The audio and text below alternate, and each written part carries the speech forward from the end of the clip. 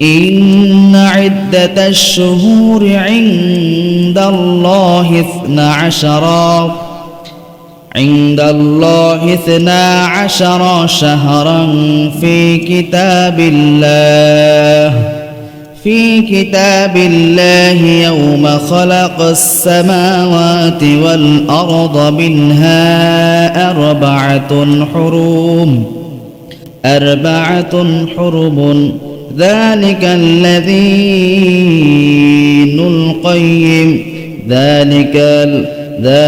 الدين القيم فلا تظلموا فيهن أنفسهم وقاتلوا المشركين كافة كما يقاتلونكم كافة واعلموا أن الله مع المتقين إن عدة الشهور عند الله 12 شهرا في كتاب الله يوم خلق السماوات والأرض আল্লাহ রাব্বুল আলামিন বলতেছেন আসমান এবং জমিন সৃষ্টি লগ্ন থেকে শুরু করে আল্লাহ রাব্বুল আলামিন পৃথিবীতে 12টি মাস তৈরি করেছেন সুবহানাল্লাহ। তাহলে ইংরেজি মাস তৈরি হয়েছে, আরবি মাস তৈরি হয়েছে এরা অনেক পরে। কিন্তু এই যে মাস নিয়ে গর্ব করে ইংরেজি মাস, আরবি মাস, বাংলা মাস, কিন্তু মূলত মাস যে 12টা এইটা নির্ধারণ করে দিয়েছেন কে? আল্লাহ। এই আল্লাহ রাব্বুল আলামিন নির্দেশ দিয়েছেন। এর পরবর্তী সময় এই ধারাবাহিকতায় বা এর থেকে শিক্ষা গ্রহণ করে ইংরেজি মাস তৈরি হয়েছে, বাংলা মাস তৈরি হয়েছে। কিন্তু আল্লাহ রাব্বুল আলামিন প্রথমে বলছেন কি, পৃথিবীর সৃষ্টি লগ্ন থেকে আল্লাহ রাব্বুল আলামিনের নিকট মাস হচ্ছে 12টি। إن عدة الشهور عند الله 12 شهرا في كتاب الله يوم خلق السماوات والأرض منها 4 حرم এই 12টা মাসের মধ্যে আল্লাহ রাব্বুল আলামিনের নিকট দামি মাস হচ্ছে 4টা। কয়টা? সবাই বলেন, সবাই কথা বলবেন। এদিকে কত সময় মানুষ আপনারা বুঝতে পারেন না কথা। তাহলে যদি আমি বয়ান করতেছি, যদি আপনারা উত্তর দেন তাহলে বুঝতে পারি যে কথা বুঝতেছেন কি বুঝতেছেন না। সবাই দিয়ে ঘুমায়, জুমার বয়ান হয় সবাই ঘুমায়, অনেক মানুষ ঘুমায়। হ্যাঁ, সেটা তো বলতে হবে, তাই না? অনেক মুসল্লিরা ঘুমায় যায়। হ্যাঁ, স্বাভাবিক, মসজিদ না, এটা একটা পবিত্রতম জায়গা, জান্নাতের টুকরা, এখানে ঘুম আসাটা স্বাভাবিক, কিন্তু একটু তো কন্ট্রোল করতে হবে, তাই না?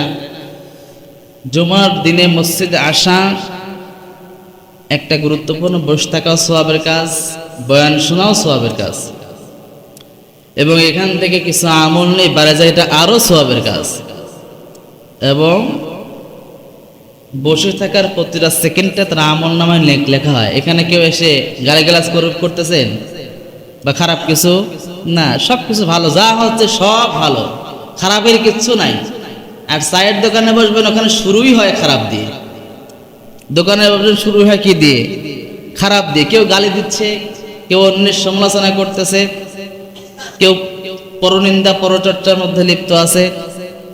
মানে এক কথায় দুনিয়ার যত ফায়সা জিনিস সব চায়ের দোকানের দোকানপাটে হয়, বাজার ঘাটে হয়। আর আমাদের কাছে সবচাইতে প্রিয় জায়গাটাই ওইগুলা। নামাজ পড়তে দেরি, দোয়া টোয়া দরকার নাই, একবারে ছুটে চলে যায়। কোথায় যায় দেখি? দোকানে বসে পায়ের উপর পাও তুলে দিয়ে মানে সিনেমা চলে, নাটক চলে, ওইগুলা দেখার তালে। নামাজ পড়তে আসছে, নামাজ পড়ে গিয়েও সিনেমা দেখতেছি, তাহলে ফায়দাটা হলো কোথায়? তাহলে বলছেন আল্লাহ রাব্বুল আলামিনের নিকট হচ্ছে মাস হচ্ছে 12টা। এর মধ্যে আশহুরুল হুরুম বলা হয়, পবিত্রতম মাস। আল্লাহর নিকট দামি মাস হচ্ছে 4টা। দামি মাস কয়টা? 4টা। দামি মাস হচ্ছে 4টা। আরবাআতুন হুরুমুন, এই 4টা মাস আল্লাহ রাব্বুল আলামিনের নিকট সবচাইতে 12 মাসের মধ্যেও দামি। এই যে 4টা মাস, এই 4টা মাসের মধ্যে আল্লাহর এক একটা মাসের এক এক দিক দিয়ে গুরুত্ব আছে। যেমন রমজান মাস একটা মাস, এটার মাসে আল্লাহ রাব্বুল আলামিনের নিকট আলাদা একটা গুরুত্ব আছে। জিলহজ মাস হজের মাস, এটা আল্লাহ রাব্বুল আলামিন আলাদা একটা গুরুত্ব আছে।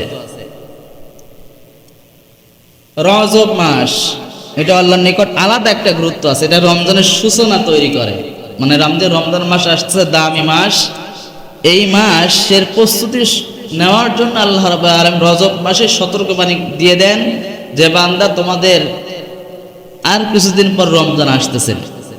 তো মুহররম মাসও আল্লাহর নিকট এই 4টা মাসের মধ্যে এক একটা মাস এক এক দিক দিয়ে দামি।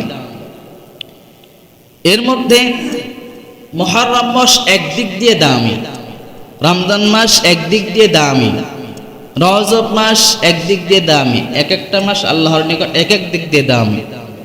মুহররম মাস যে দিক দিয়ে দামি, রমজান মাস সেই দিক দিয়ে দামি না। রমজান মাস যে দিক দিয়ে দামি, মুহররম মাস সেই দিক দিয়ে দামি না। রমজান মাসের ফজিলত সবচাইতে ঊর্ধ্বে, যার সাথে কোনো মাসের তুলনা হয় না। এবার মুহররম মাস, এটাও আল্লাহ রাব্বুল আলামিনের নিকট অনেক দামি। এখন প্রশ্ন আসতে পারে,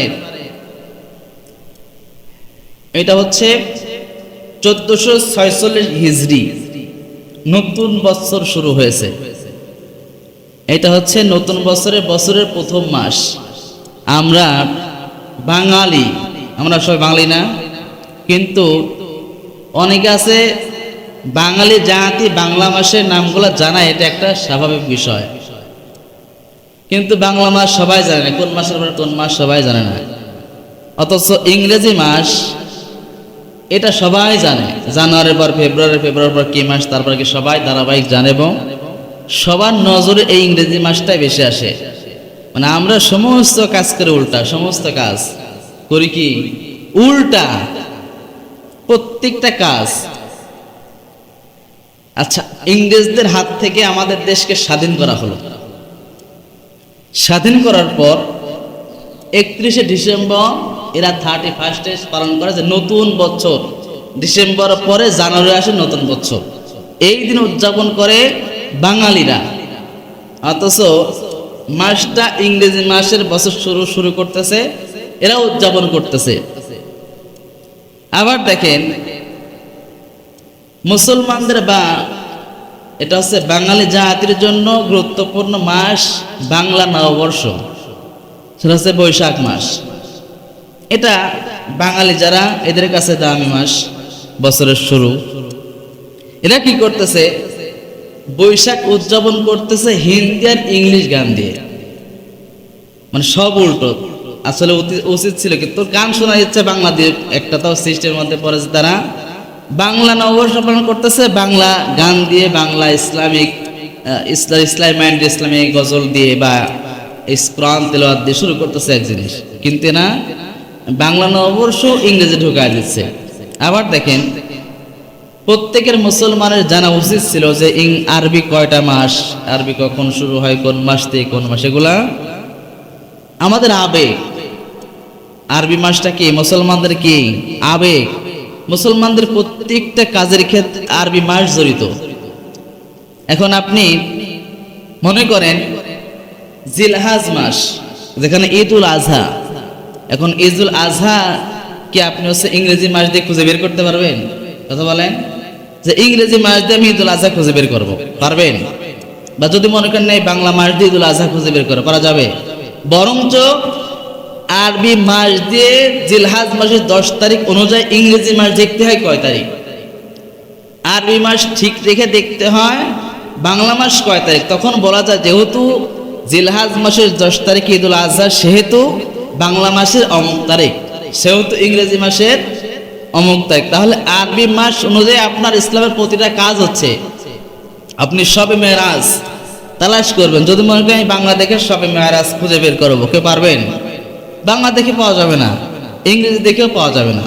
রমজান মাস, প্রতি বছর কি রমজান মাসটা ইংরেজির নির্দিষ্ট মাসই হয় নাকি মাস ভিন্ন হয়ে যায়? বলেন, মাস কি হয়? ভিন্ন হয়ে যায়, কিন্তু রমজান মাস ঠিকই থাকে। অতএব বুঝতে হবে ইসলামের প্রতিটা কাজ আরবি মাসের সাথে জড়িত, বাংলার সাথেও জড়িত না, ইংরেজির সাথেও জড়িত না। অথচ আমাদের উচিত ছিল ইংরেজি মাসটা, বাংলা মানে আরবি মাসটা মোটামুটি আয়ত্ত করা, যেমন মুহররম মাস হচ্ছে আরবি মাসের প্রথম মাস। মুহররম মাসের একটা ফজিলত আছে, সফর মাস, যেই মাসটা রাসূল আকরাম সাল্লাল্লাহু আলাইহি সাল্লাম অসুস্থ হয়ে পড়েছিলেন, এই মাসের অনেক গুরুত্ব রয়েছে। এরপর আসছে রবিউল আউয়াল মাস, যে মাসে রাসূল সাল্লাল্লাহু আলাইহি সাল্লামের জন্ম হয়েছিল, মৃত্যু হয়েছিল। এরপর রবিউল সানি, জুমাদুল উলা, জুমাদুল সানি, এগুলোর মাসের আলাদা গুরুত্ব রয়েছে। এরপরে গুরুত্বের মূল বিষয় চলে আসতেছে রজব। রজব মাস অনেক দামি মাস। এরপর আসছে শাবান মাস, এই মাসটা অনেক দামি, যে মাসটা আমরা বলি শবে বরাত। এরপর আসছে কি রমজান মাস, যেটা সবচাইতে দামি মাস। এরপরে জিলকদ মাস, সেটাও অনেক দামি, কারণ সেটা হজের পূর্ববর্তী মাস এবং সে মাস থেকে হজের মানুষ প্রস্তুতি গ্রহণ করে। এরপরে জিলহাজ মাস, জিলহাজ মাস মানুষের কাছে অনেক দামি একটা মাস ইসলাম মুসলমানদের কাছে, কারণ জিলহাজ মাস ইসলামে 5টি স্তম্ভ আছে। 5টি স্তম্ভের মধ্যে হজ হলো একটা, ইসলামের ফরজ বিধানের মধ্যে হজ একটা। আপনি যদি আপনার সামর্থ্য থাকার পর হজ না করেন, তাহলে আপনি ইমানদার না। যত আমল করেন না কেন, আপনার সামর্থ্য আছে হজ করলেন না, তাহলে আপনি কোশ্চিনকালেও পরিপক্ক ইমানদার হতে পারবেন। বরং রাসূল বলছেন, যে ব্যক্তি পরিপূর্ণ হজ করার সামর্থ্য থাকার পর যদি হজ না করে, সে ইহুদি হয়ে বললো কি নাসার হয়ে বললো, এটা আমার দেখার বিষয় না। তাহলে কত মারাত্মক কথা না? অথচ এ মাসগুলাও আরবির সাথে সম্পর্কিত, অথচ আমরা আরবি মাস সম্পর্কে গবেষণা করি না, কখন কোন মাস আসলো। যত গুরুত্ব সব ইংরেজি মাসের প্রতি, অথচ আমাদের আরবি মাসের প্রতি গুরুত্ব দেওয়া দরকার। এই মাসটার নাম হচ্ছে মুহররম মাস। মুহররম শব্দের অর্থ হচ্ছে সম্মানিত। মুহররম মাসে সম্মানিত। এখন সম্মান কিভাবে দিবেন? মুহররম মাস হচ্ছে সম্মানিত মাস। এই মাসে কেমন করে সম্মান দিবেন? আল্লাহ রাব্বুল আলামিন বলেন, ফালা তাজলিমু ফীহিন্না আনফুসাহুম। আল্লাহ রাব্বুল আলামিন বলতেছেন, বান্দারা, যখন এই 4টা মাস আমি তোমাদের জন্য দামি করে দিলাম, 4টা মাস দামি করলাম, এর মধ্যে মুহররম মাস, হাদিস শরীফের মধ্যে আসছে মুহররম মাস বলা হয়, হাদিস শরীফ ভাষ্য অনুযায়ী মুহররম মাস বলা হয় শাহরুল্লাহ, মানে আল্লাহর মাস। কার মাস? এখন প্রশ্ন আসতে পারে, আল্লাহ রাব্বুল আলামিন বলছেন পৃথিবীর সৃষ্টি লগ্ন থেকে আমি 12টা মাস দিলাম। আবার হাদিস শরীফের মধ্যে আল্লাহ বোঝাতে চান, বান্দা শাহরুল্লাহ মানে মুহররম মাস হচ্ছে আমার মাস। তাহলে 11টা মাস কার মাস? 11 মাসটা আল্লাহর। তবে শাহরুল্লাহ মানে মুহররম মাসের দাম আল্লাহর নিকট অনেক বেশি। যেমন ধরেন, মসজিদটাও কার ঘর? কথা বলেন। মসজিদটাও আল্লাহর ঘর। বাইতুল্লাহ সেটাও কার ঘর? সেটাও আল্লাহর ঘর। অতএব মসজিদকে কি বাইতুল্লাহ বলা যাবে? মসজিদকে বাইতুল্লাহ বলা যাবে না। বাইতুল্লাহ আল্লাহর ঘর, মসজিদটাও আল্লাহর ঘর। দুইটাই আল্লাহর ঘর, তবে দুইটার মর্যাদা ভিন্ন ভিন্ন আছে। বাইতুল্লাহর সাথে মসজিদ তুলনা করলে ভুল হবে। বাইতুল্লাহ হচ্ছে আল্লাহর ঘর, যেখানে তাকায় থাকলেও সওয়াব হয়, যেখানে নামাজ আদায় করলে 1,00,000 রাকাতের সমান নেকি হয়। 1 রাকাত নামাজের সাথে 1 রাকাত নামাজ আদায় করলে 1,00,000 রাকাত নামাজের সওয়াব হয়। আর মসজিদ আল্লাহর ঘর, এখানে নামাজ আদায় করলে, জামাতে নামাজ আদায় করলে 1 রাকাত নামাজ 27 রাকাতের সমান সওয়াব হয়। তাহলে দুইটার মর্যাদা ভিন্ন ভিন্ন। যদিও দুইটা ঘর আল্লাহর, কিন্তু দুইটার মর্যাদা আল্লাহর কাছে ভিন্ন ভিন্ন। এখন দুইটার মর্যাদা সমানভাবে তুলে ধরলে হবে না। দুইটার মর্যাদা আল্লাহর নিকট আছে, তবে মর্যাদার দিক দিয়ে দুইটার মর্যাদা ভিন্ন ভিন্ন। আল্লাহ রাব্বুল আলামিনের নিকট মাস হচ্ছে 12টা দামি মাস। তা 12টা দামি মাসের মধ্যে 4টা মাস সবচাইতে দামি। এই 4টা মাস দামের দিক দিয়ে এক একটা মাস এক এক দিক দিয়ে দামি। এর মধ্যে শাহরুল্লাহ মুহররম মাস যেটা বলা হয় আল্লাহর মাস, মানে এই মাসটা আল্লাহর নিকট অন্য মাসের তুলনায় অনেক অনেক দামি। সুবহানাল্লাহ, এই মাসটা আল্লাহর নিকট দামি। এজন্য আল্লাহ বলছেন কি শাহরুল্লাহ, মানে এটা আল্লাহর মাস। এখন এই মাস দামি মাস। মুহররম মাস শব্দের অর্থ হচ্ছে সম্মানিত। এখন একজন সম্মানিত ব্যক্তি আসলো, আসার পর এখন মনে করেন প্রধানমন্ত্রী আসতেছে পাবনা জেলাতে, উনি তো একটা সম্মানিত মানুষ। এখন উনি আসার ক্ষেত্রে আপনি যদি রাস্তার মধ্যে ময়লা রেখে দেন এবং ছেঁড়া জামা কাপড় পরে যান, নোংরা পোশাক পরে যান এবং গিয়ে ব্যবহার আচার আচরণ আপনার খারাপ থাকে, এটা কি তাকে সম্মান করা হবে না অপমান করা হবে? বলেন, কি করা হবে? অপমান করা হবে। কারণ যেখানে প্রধানমন্ত্রী আসতেছে সেক্ষেত্রে আপনার অবশ্যই সেই লেভেল নিয়ে ওখানে যাইতে হবে, সেই সৌন্দর্যপূর্ণ পরিবেশ তৈরি করতে হবে, সেখানে সুন্দর প্যান্ডেল করতে হবে, সুন্দর চেয়ার টেবিল, সুন্দর মাইকের সাউন্ড সহ সমস্ত মানুষগুলো সুন্দর পোশাক পরিধান করে সেইখানে যাইতে হবে, ঠিক কিনা? তাহলে দুনিয়ার বুকে একটা প্রধানমন্ত্রীর জন্য যদি বলা হয় পাবনাতে অমুক দিন প্রধানমন্ত্রী আসতেছে, এক সপ্তাহ আগে যাবেন, পাবনা দেখবেন কোনো ময়লা নাই, রাস্তাঘাট একদম ঝকঝক চকচক করে। শুধু প্রধানমন্ত্রী না, একটা মন্ত্রীও যদি পাবনাতে আসে, যেই জায়গায় আসবে তার আশপাশ দিয়ে যত রোড আছে সব রোড একদম ঝকঝক চরে। এর আগে রাষ্ট্রপতি আসছিল, ঈশ্বরদী সহ সব সাইড দিয়ে পুরো রাস্তা একদম চকচক ঝকঝক করতেছে।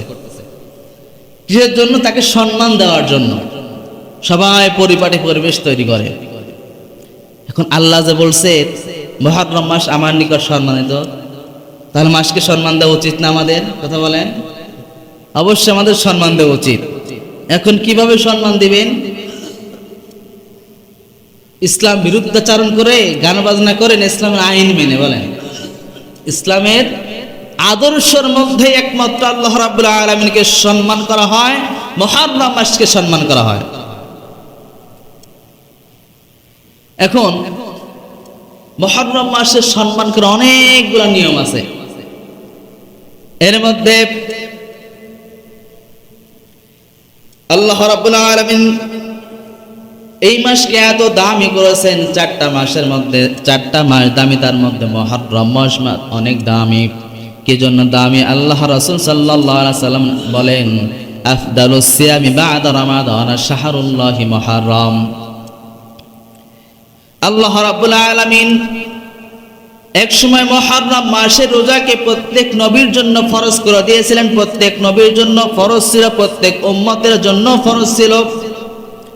রাসূল সাল্লাল্লাহু আলাইহি সাল্লাম যখন নবুয়ত প্রাপ্ত হলেন দ্বিতীয় হিজরিতে, এই দ্বিতীয় হিজরিতে আল্লাহ নাজিল করেন, আয়াত নাজিল করেন, কুতিবা আলাইকুমুস সিয়াম কামা কুতিবা আলাল্লাযিনা মিন ক্বাবলিকুম লাআল্লাকুম তাত্তাকুন।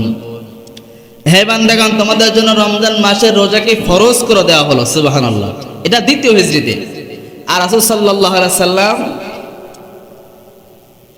ইন্তেকাল করেন 11 হিজরিতে। আর দ্বিতীয় হিজরিতে কি হয়? রমজান মাসে রোজা ফরজ করা হয়। তারপরে রমজানের রোজা ফরজ ছিল না, তখন মুহররম মাসে রোজাকে ফরজ করা হয়েছিল। প্রত্যেক নবী উম্মতরা সহ নবীরা সবাই মুহররম মাসে রোজাকে ফরজ হিসেবেই পালন করত। তাহলে যে রোজা ফরজ ছিল সেই রোজার মর্যাদা কম না বেশি? বলেন, বেশি। সেই রোজার মর্যাদা বেশি। এই জন্য আল্লাহ রাসূল সাল্লাল্লাহু আলাইহি ওয়াসাল্লাম বলেছেন, আফদালুস সিয়ামি বা'দা রমাদান শাহরুল্লাহি মুহররম। তোমাদের জন্য উত্তম করে দেওয়া হলো মুহররম মাসের রোজাকে। রমজানের পরেই, পবিত্র রমজানের পরে উত্তম রোজা কোনটা? বলেন, মুহররম মাসের রোজা। কোন রোজা? বুঝতেছেন কথা? সবচেয়ে দামি মাস কোনটা? রমজান মাস। দামি রোজা কোনটা? রমজান রোজা। সাহাবী রাসূল সাল্লাল্লাহু আলাইহি সাল্লাম বলছেন, রাসূল সাল্লাল্লাহু আলাইহি সাল্লাম প্রশ্ন করতেন, ইয়া রাসূলুল্লাহ, বলেন আমি রমজান মাসে রোজা রাখার পরও আমি কোন রোজাকে প্রাধান্য দিব? সবচাইতে দামি রোজা তো রমজান মাসের রোজা, এর সাথে কোনো রোজার তুলনা করা যায় না। তো রমজান মাসে রোজা রাখলাম, এরপরে আমি কোন মাসের রোজাকে সবচাইতে বেশি গুরুত্ব দিয়ে আমল করব? রাসূল সাল্লাল্লাহু আলাইহি সাল্লাম বলছেন, এরপরে সবচাইতে গুরুত্বপূর্ণ রোজা হচ্ছে মুহররম মাসের রোজা। সুবহানাল্লাহ। এজন্য আফদালুস সিয়ামি বা'দা রমাদান শাহরুল্লাহি মুহররম। রমজানের পরেই সবচেয়ে দামি রোজা হচ্ছে মুহররম মাসের রোজা। তাহলে বুঝলাম এই মাসের সবচাইতে দামি রোজা, এই মাসের মধ্যে দামি একটা রোজা আছে। রাসূল সাল্লাল্লাহু আলাইহি সাল্লাম মক্কা থেকে মদিনা হিজরত করলেন। মক্কার লোকেরাও রোজা রাখতো, একটা রোজা 10 তারিখে রোজা রাখতো। রাসূল সাল্লাল্লাহু আলাইহি সাল্লাম মদিনা যাওয়ার পর দেখে ওইখানে ইহুদিরাও একটা রোজা রাখে। রাসূল সাল্লাল্লাহু আলাইহি সাল্লাম এক সাহাবী বললেন, সাহাবী যাও শুনে আসো ইহুদিরা কি জন্য একটা রোজা রাখে। ইহুদিদের কাছে যাওয়ার পর বলতেছে, ইহুদি ভাই বলো তোমরা মুহররম মাসে কেন একটা রোজা রাখো বলো। এই ভাই বলতেছে, আমাদের নেতা হচ্ছে মুসা আলাইহিস সালাতু ওয়াস সালাম, আমরা মুসা আলাইহিস সালাতু ওয়াস সালামকে জান প্রাণ দিয়ে ভালোবাসি। মুসা আলাইহিস সালাতু ওয়াস সালামকে নমরুদ প্রতিনিয়ত মারার জন্য বিভিন্ন ভাবে ষড়যন্ত্র করেছে, কিভাবে মুসাকে হত্যা করা যায়। এক এক করে বারবার ষড়যন্ত্র করতেছে, মুসাকে কিভাবে মেরে ফেলা যায়। বিভিন্ন ষড়যন্ত্র করার পর তাকে মারতে পারে নাই। অনেক ঘটনা আপনারা শুনেছেন। ফেরাউন শুনেছে মুসা আলাইহিস সালামের জন্ম হবে, শোনার পর সমস্ত পুরুষ ছেলেকে হত্যা করা হতো। জন্মের পর থেকে যেগুলা নারী হতো এদেরকে বাঁচিয়ে রাখা হতো, যেগুলা পুরুষ হতো প্রত্যেকটা সন্তানকে হত্যা করা হতো। কারণ ফেরাউনের দাবি ছিল এইটাই, এই গোষ্ঠীর মধ্যে কখন না যেন মুসা আলাইহিস সালাম জন্মগ্রহণ করে। আর মুসা জন্মগ্রহণ করার পর আমার রাজত্ব থাকবে না, আমার ক্ষমতা থাকবে না, আমার ক্ষমতা সব তুলিশ্বাত হয়ে যাবে। আমার আবার মুসা আলাইহিস সালাম ক্ষমতাধর হয়ে যাবেন। কি করা যায়, মুসাকে কিভাবে মেরে ফেলা যায়, বিভিন্ন ষড়যন্ত্র করত। এক এক করে প্রত্যেকটা সন্তানকে হত্যা করা হয়েছে।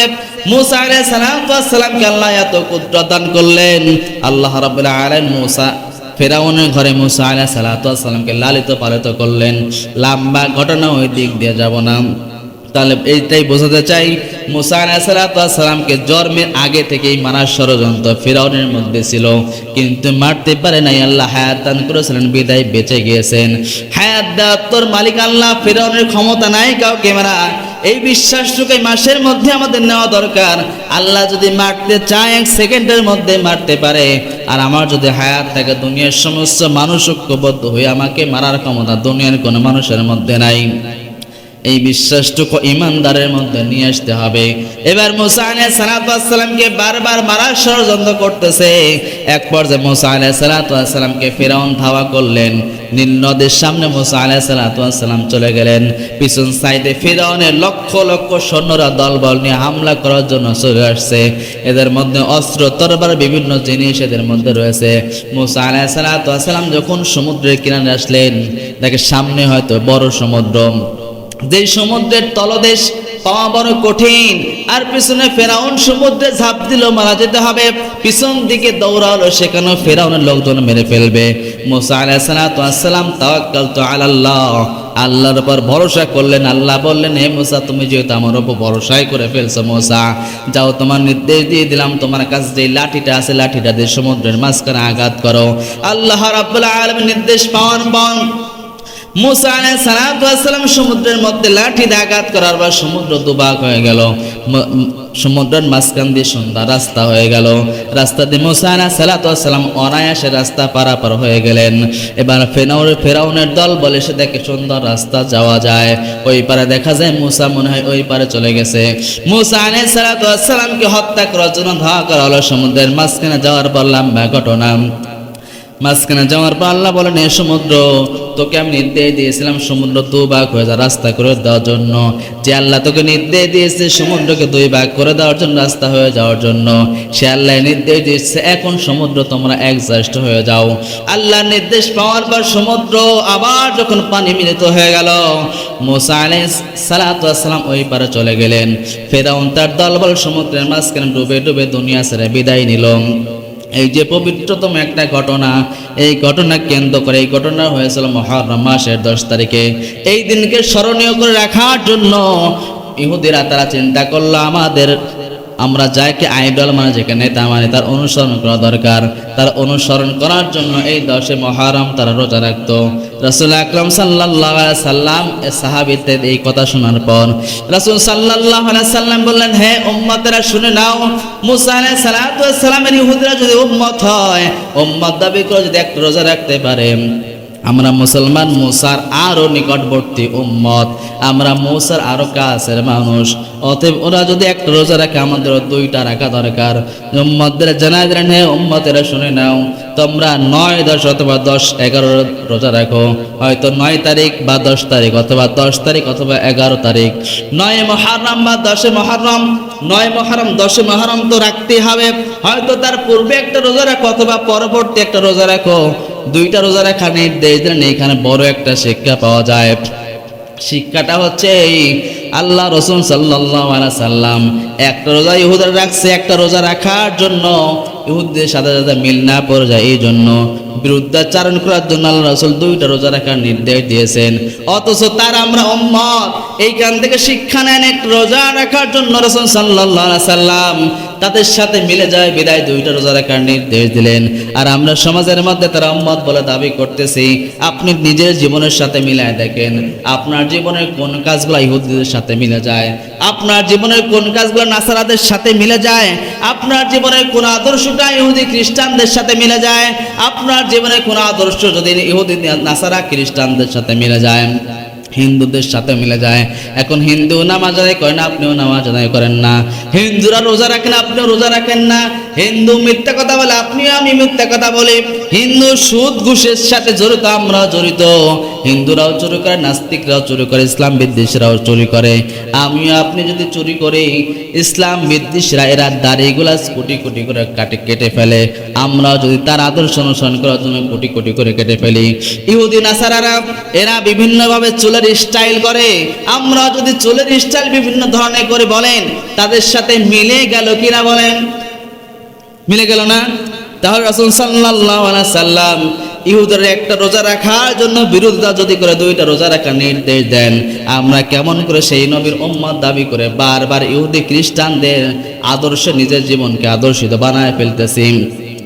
মেসি, নেইমার, বড় বড় তারকারা সিনেমা জানা করে, এরা যেই প্যান্ট পরে আমরাও সেই প্যান্ট পরি, আমার মেয়েকেও সেই রকম জামা কিনায় দেই।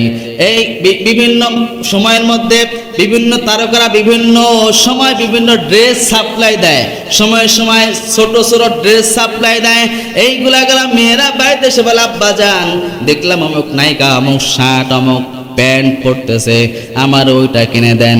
আপনি যদি ওই প্যান্টটা কিনে দেন, বুঝে নেন আপনার সম্পর্ক ইহুদির সাথে, মুহাম্মদ সাল্লাল্লাহু আলাইহি সাল্লামের সাথে না, আপনার সম্পর্ক কার সাথে? ইহুদির সাথে। আপনি যদি মনে করেন মেসি, নেইমার, অমুক নেতা সাকিব খান কে অমুক স্টাইলে চুল কাটছে, আমার ওই স্টাইলে চুল কাটা দরকার, আপনি যদি ওই রকম চুল কাটেন, বুঝে নেন ওই ইহুদি নাসারা ইসলাম বিদ্বেষীরা যদি আপনি তাদেরকে আইডল বানায় ফেলেন, বুঝতে হবে আপনি কিয়ামতের ময়দানে তার সাথেই হাসর নাসর হবে। কোনোদিন মুহাম্মদ সাল্লাল্লাহু আলাইহি সাল্লামের সাথে আপনার হাসর নাসর হবে না।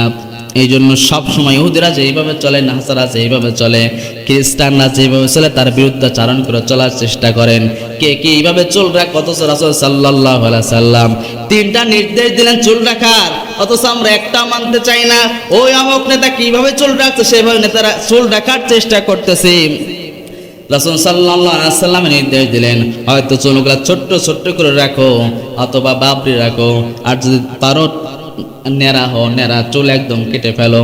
নেড়া হওয়া সুন্নাত, বাবরি রাখা সুন্নাত, ছোট ছোট করে চুল রাখা হচ্ছে জায়েজ। এইটা তিনটা পদ্ধতি ইসলাম বার্তা দিলেন।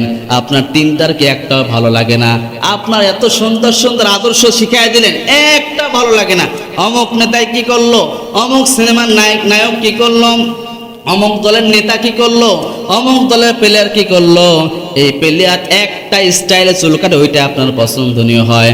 আর মুহাম্মদ সাল্লাল্লাহু আলাইহি সাল্লাম আপনাকে এতগুলো স্টাইল শিখিয়ে দিলেন, একটা আপনার ভালো লাগে না। বুঝে নেন আপনার অবস্থা মুসলমানের সাথে না ইহুদি খ্রিস্টানদের সাথে। এইগুলো হচ্ছে শিক্ষার বিষয়। এই দিনে আরেকটা গুরুত্বপূর্ণ বিষয় হচ্ছে রাসূল সাল্লাল্লাহু আলাইহি সাল্লাম 11 হিজরিতে ইন্তেকাল করেন। এর 50 বছর পর 61 হিজরিতে হুসাইন রাদিয়াল্লাহু তাআলাকে শাহাদাত বরণ করানো হলো। সেই দিনটা ছিল এই দিন। এটা নিয়ে অনেক বাজে পরিবেশ তৈরি হয়ে গেছে। যেমন শিয়ারা এরা এই দিনটা পালন করে।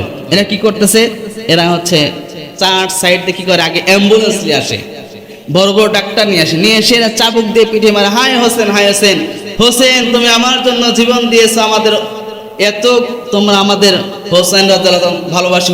ওনার নাম হচ্ছে হোসেন রাদিয়াল্লাহু তাআলা, কিন্তু তারা কি হাই হোসেন বলতেছে। এখন একজনের নাম হচ্ছে আবুল কালাম। আপনি যদি বলেন এই কাইল্লা, তাকে সম্মান দেওয়া হলো না অপমান করা হলো বলেন? অথচ ওনার নাম ইমাম হুসাইন রাদিয়াল্লাহু তাআলা। শিয়ারা এনারা ইমাম হোসেন হাই হোসেন বলে চিল্লাছে। আর কি করতেছে, এরা হাফ প্যান্ট পরে কোনো আদর্শ নাই, ইসলামের কোনো শিক্ষা নাই, এরা গায়ের উপর স্রোতে আঘাত করতেছে।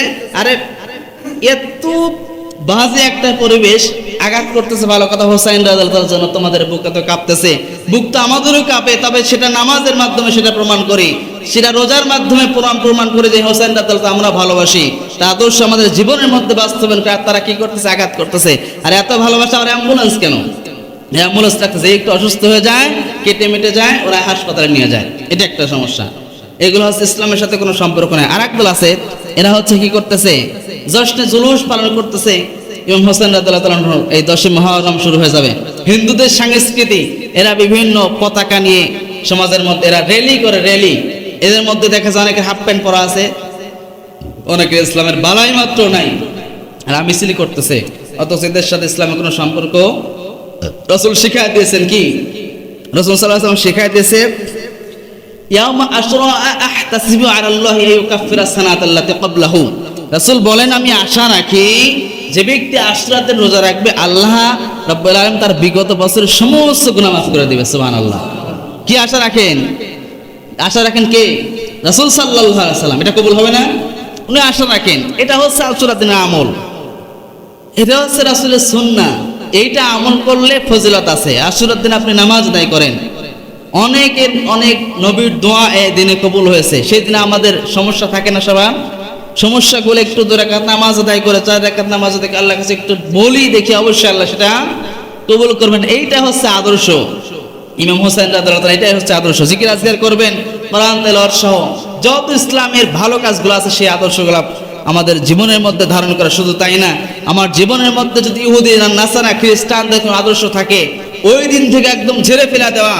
রাসূল সাল্লাল্লাহু আলাইহি ওয়াসাল্লাম একটা রোজা রাখার দ্বারা তার সাথে মিলে যাওয়ার জন্য রাসূল 2টা রোজা রাখার নির্দেশ দেয়। আর আমি কেমন করে তার আদর্শ বাস্তবায়ন করার জন্য চুলটা ডিজাইন করতেছি, দাড়িগুলা কেটে কেটে সোরা করতেছি, শার্ট প্যান্ট বিভিন্ন মানে ছোটখাটো পোশাক পরতেছি, মেয়েদেরকে বিভিন্ন শর্ট পোশাকগুলো আমরা কিনে দিচ্ছি। এগুলা ইহুদির সাথে যেগুলো মিলে যায়, আমরা সতর্ক হব যেন আমাদের জীবনের মধ্যে কোনো ইহুদি নাসারার আদর্শ আমাদের জীবনের মধ্যে বাস্তবায়ন না হয়। এইটা যদি করতে পারি, তাহলে সেইটাই ইমাম হোসেন রাদিয়াল্লাহু তাআলার জন্য আমরা সবচেয়ে বড় পাওয়া। এটাই আমাদের।